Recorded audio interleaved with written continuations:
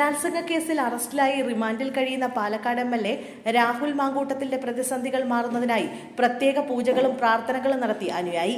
Youth Congress Pathanamthitta ജില്ലാ general secretary Rojo വള്ളംകുളമാണ് ക്ഷേത്രത്തിലും പള്ളിയിലും വഴിപാടുകൾ നടത്തിയത്.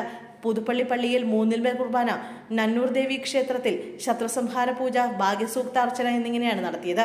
രാഹുൽ മാങ്കൂട്ടത്തിൽ തെറ്റ് ചെയ്തോ ഇല്ലയോ എന്നത് രണ്ടാമത്തെ കാര്യമാണെന്നും രാഹുലിന്റെ പ്രതിസന്ധി സമയം മാറാനാണ് പൂജയെന്നും റോജോ വള്ളംകുളം പറയുന്നു. ഒരു യുവനേതാവിനെ സൈബറിടങ്ങളിലും എതിർ രാഷ്ട്രീയ പാർട്ടികളും വേട്ടയാടുമ്പോൾ അദ്ദേഹത്തിന് വേണ്ടി പ്രാർത്ഥിക്കുക എന്നത് ഒരു പൊതുപ്രവർത്തകൻ എന്ന നിലയിൽ ഉത്തരവാദിത്തമാണ്.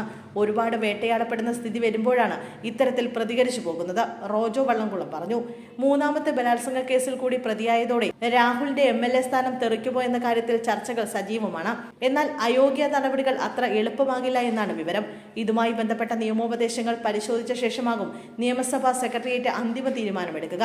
അതേസമയം രാഹുലിനെ പാർട്ടിയിൽ നിന്ന് പുറത്താക്കിയതാണെന്നും നിലവിൽ അദ്ദേഹവുമായി കോൺഗ്രസിന് ബന്ധമില്ല എന്നുമാണ് ഔദ്യോഗിക നിലപാട്.